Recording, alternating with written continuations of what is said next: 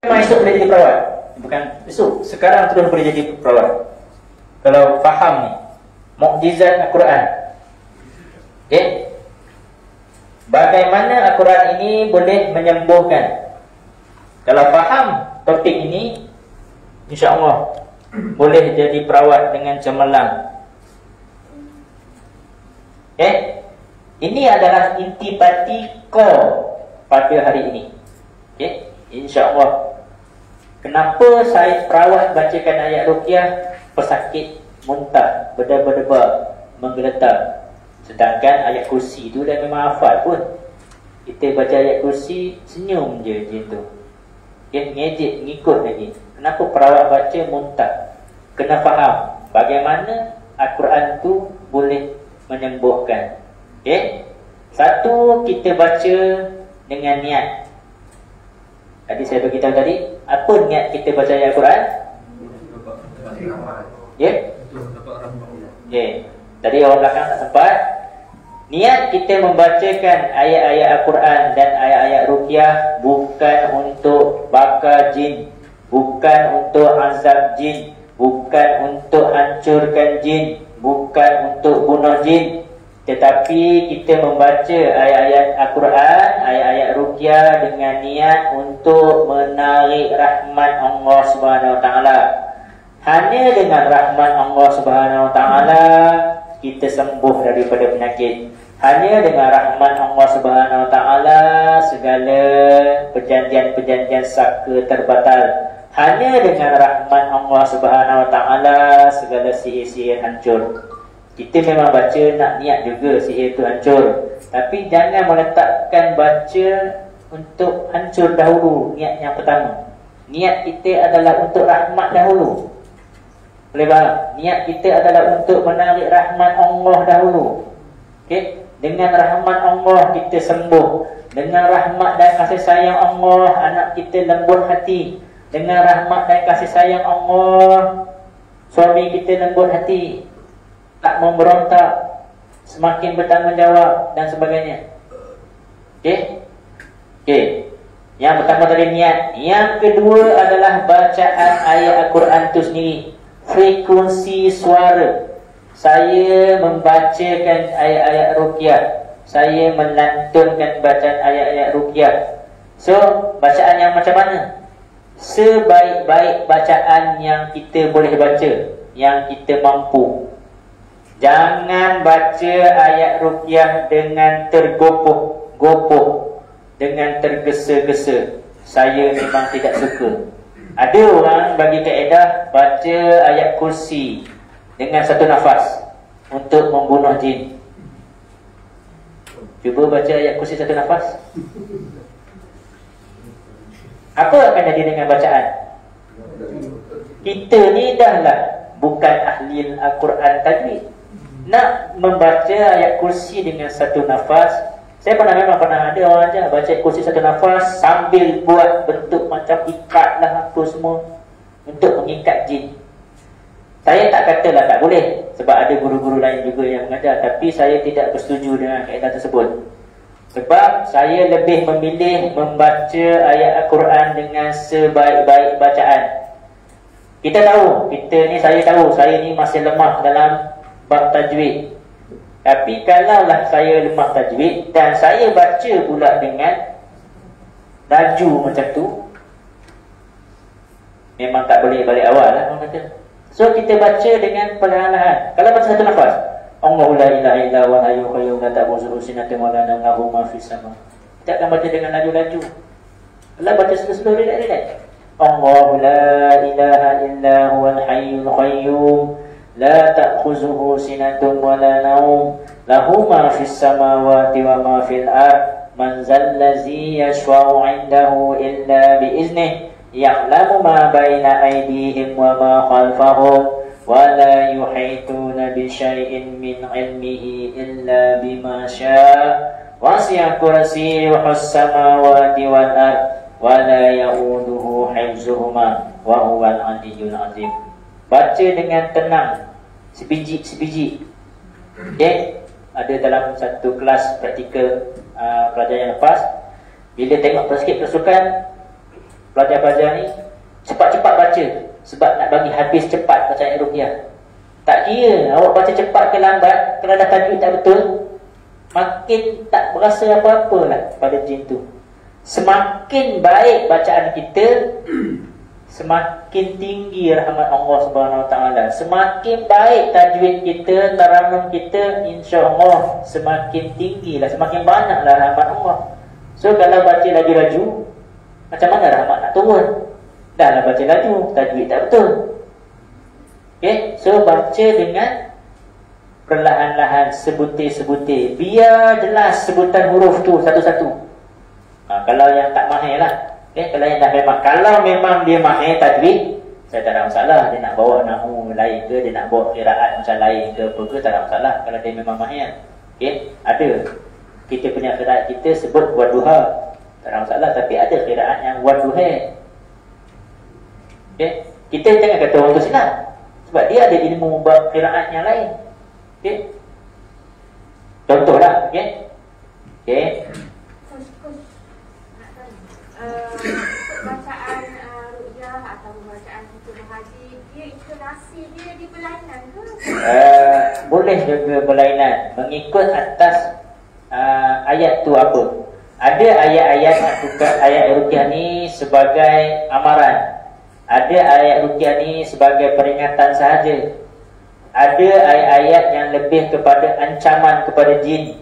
Ada ayat-ayat peringatan bab azab kepada jin. So ayat-ayat ancaman dan azab ni dia bacanya lebih keras sikit. Itu sahaja. Niat kita juga lebih keras sikit. Okay. Ini bab lain lah. Ini kena seminar lain. Falaki ayat ruqyah pula. Okay. Bukan saya tak nak bagi semua. Tak ada nak bagi semua hari ni. Okay. Cuma saya memang ada satu lagi seminar lain. Falaki ayat ruqyah. Ayat ni seruan. Ayat ni amaran. Ayat ni nasihat. Ayat ini azab. Ayat ini mengazab jin. Ayat ini ancaman kepada jin. Ayat ini menceritakan tentang kekuasaan, kehebatan Allah. Maka jin-jin akan lebih gentar. Okay, insyaAllah. Cuma kena rajin masuk kelas lah sikit. Okay, insyaAllah. Okay, belajar lagi. Okay, surah Al-Fusilat ayat 26. Janganlah kamu, dan orang-orang kafir itu berkata, janganlah kamu mendengar Al-Quran ini dan tentanglah dia dengan nyanyian-nyanyian dan jeritan-jeritan riuh rendah serta tepuk sorak, supaya kamu berjaya mengganggu bacaan atau menenggelamkan suara pembacanya. Al-Quran dah bagi tahu pun. Okay, kenapa jin suka berdialog? Kenapa jin suka menjerit bila kita bacakan ayat Al-Quran? Kita bagi tahu lah, surah Al-Fusilat ayat 26. Dia nak menenggelamkan suara pembacanya. Saya ruqyah akak menjerit sebab akak nak menenggelamkan suara baca, supaya dia nak ajak saya berdialog pada akak. So tujuan sebenarnya nak berdialog ke nak ruqyah? Jin tadi dia akan cuba melarikan perawan daripada baca kepada dialog. Baca ni orang tak suka. Dialog ni, satu Malaysia nak dengar dialog. Ni jin ni daripada mana, jin atas pokok, jin yang culik orang, jin dalam gunung, semua orang nak tahu cerita dia. So jin tadi bertepuk tangan lah bila kita start berdialog, sebab kita dah menghentikan bacaan. Faham? Sebab tu jin suka berdialog. Bukan dia nak berdialog pun, sebenarnya dia cuba melarikan diri perawat daripada terus baca. So apa yang kita perlu buat? Nak dialog ke nak baca? Nak teruskan dialog atau nak bacanya dia? Baca terus. Kita baca saja terus. Jangan dilayan sangat dia dialog-dialog. Sebab dia dah begitu dah. Dia memang menjerit. Dia nak tenggelamkan suara kita. Satu lagi, dalil lain. Surah Al-Hajj ayat 72. Dan apabila dibacakan kepada mereka ayat-ayat kami yang jelas nyata, engkau akan dapat melihat pada muka orang-orang yang kafir itu tanda marah dan benci. Hampir-hampir mereka hendak menerkam dan menyerang orang-orang yang membacakan ayat-ayat kami kepada mereka. Sebab itulah jin tu kerasukan bersilat nak serang perawat. Sebab dia nak memang dah bagi dah. Al-Quran dah jelaskan dah. Okay?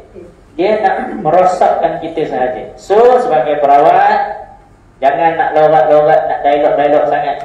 Teruskan bacaan, teruskan bacaan. Dialog sekadarnya sahaja. Okay?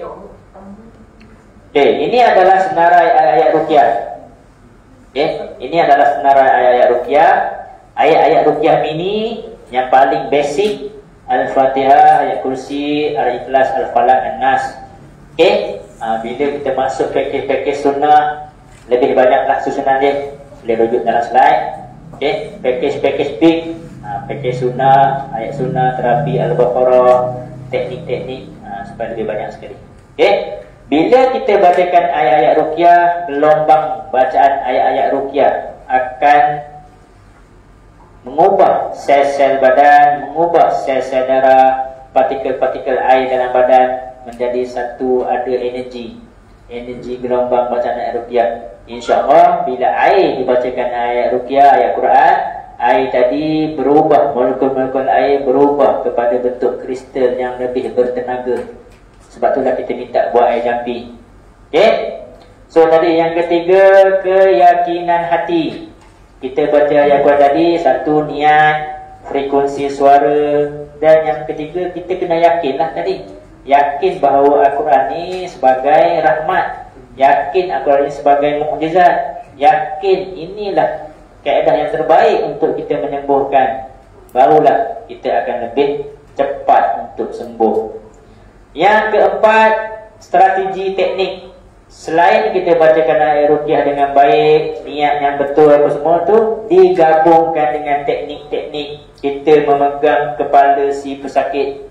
Kalau ruqyah mandiri, kita boleh ambil baca ayat ruqyah sambil pegang di kepala, sambil boleh pegang di dada, okay? Sambil boleh mengusap di dada, sesak nafas, sakit bahu, sambil baca ayat ruqyah, sambil kita tepuk-tepuk dan usap, sambil kita memicit. So ada beberapa yang memang tukang urut dan juru bekam dan sebagainya. Sambil kita picit poin-poin bekam, urut kawasan-kawasan tu, akan lebih mudah dan cepat untuk sembuh. Teknik-teknik ni, sentuhan, usapan, tepukan, picitan, tiupan, akan digabungkan bersama-sama bacaan. Bukan tepuk saja tak baca. Nak jadi perawat anda saya yang mengikut kaedah saya dan menggunakan nama saya, kena buat ikut macam mana saya buat. Ini dia kira nak picit je, dia kira nak watan saja, bacanya tak ada. Dia dah cakap tadi, memang kaedah watan antara salah satu kaedah, tapi dia tak nak baca, dia nak watan saja. Tak boleh lah. Okey, yang seterusnya kita perlu kenal akan musuh kita. Ini buku Talbis Iblis karangan Ibnu Jauzi, menceritakan secara detail tentang tipu helah jin. Yang saya cakap tadi lah, bila pesakit kerasukan ajak dialog, sebenarnya itu hanyalah tipu helah dia supaya perawat lari daripada bacaan, asyik nak berdialog. Bila buat berdialog je, mak ayah pesakit terus mari ke depan. Siapa hantar ni? Ni siapa hantar ni? Tunang kau ke hantar ni? Siapa hantar ni? Jiran sebelah ke hantar ni? Suka berdialog. Okay? Yang paling utama adalah bacaan tadi. Okay? So kita kena kenal akan musuh kita. So siapa musuh kita? Iblis. Okay? Dia adalah ketua segala-galanya. Dia nak merosakkan anak Adam. Kita kena kenal tipu daya dia. Kita kena kenal siapa bala tentera dia, askar-askar dia, rebek-rebek dia yang duk ganggu kita ni. Okay? Kita kena kenal. Okay? Membangunkan perisai gaib. Ini adalah amalan-amalan benteng diri. Okay? Okay. Perisai gaib ni dia bukan satu, bukan tunggal. Okay, ambil kayu ni kayu kemuning hitam. Engkau simpan kayu ni dalam beg kau, jin tak akan masuk. Itu bukan benteng diri, itu menambahkan kesyirikan lagi. Okay, gangguan benteng diri ni juga dia bukan tunggal. Maksudnya saya baca bismillahirrahmanirrahim la yadurru ma'asmihi syai'un fil ardi wala fis samai wa sami'un alim. Terus saya terbenteng. Ya, alhamdulillah. Tapi itu hanya baru satu benteng diri. So setiap hari kita kena buat banyak benteng diri, barulah akan boleh. Saya bagi contoh satu. Ini adalah satu titik hitam. Boleh dapat titik ni? Ini adalah diri kita lah. Asalnya kita kosong, tanpa lingkaran-lingkaran benteng, tak ada amalan. Kita ambil wuduk, kita telah menjadikan satu benteng diri. Maka jin dan syaitan akan luar benteng lah. Kemudian kita bangun solat jemaah, kita dapat benteng diri yang kedua. Maka jin dan syaitan akan berada semakin jauh. Kemudian kita bangun solat duha, kita dah buat 3 layer benteng diri. Kita bersedekah, kita dah buat 4 layer, 5 layer, 6 layer, 7 layer. Bila kita amalkan contohnya semua ni, amalan-amalan ni, amalan 3 kul, a'udzu bikalimatillahi tammati min syarri ma khalaq, zikir amat surat pagi petang, maka kita dah wujudkan banyak layer. So agak-agak jin tadi boleh rapat lagi dengan kita. Dia tak akan boleh rapat lagi. Kebanyakan daripada kita, dia beranggapan, Ustaz, boleh bagi saya amalan benteng diri? Saya kata memang 3 kul. 3 kul je Ustaz ajar saya. Ya, tak jadilah. Dia bukan hanya semata-mata 3 kul. Apa yang kita amalkan dengan niat untuk benteng diri, dia akan jadi. Wuduk, solat malam, solat duha, solat jemaah, sedekah, baca Al-Quran, zikir, 3 kul, pakai minyak wangi kasturi, semuanya akan jadi benteng, berlayer-layer, berlapis-lapis. Barulah kita akan dibenteng. Barulah benteng kita ampuh daripada serangan-serangan gangguan jin. Kalau memang hanya sekadar wuduk saja, 1 layer, memang jin tadi boleh langgar, hancurkan benteng kita. Cuba kalau dah buat semua, agak-agak benteng kita jadi macam mana? Dia akan jadi tebal. Tak mudah dia nak serang kita. Kalau dia serang balik pun mungkin dia terpantul balik dan sebagainya. Boleh? Faham? Jelas? Ustaz, macam Ustaz cakap tadi, maknanya kalau orang yang pernah ada gangguan ni, dia ada gangguan jin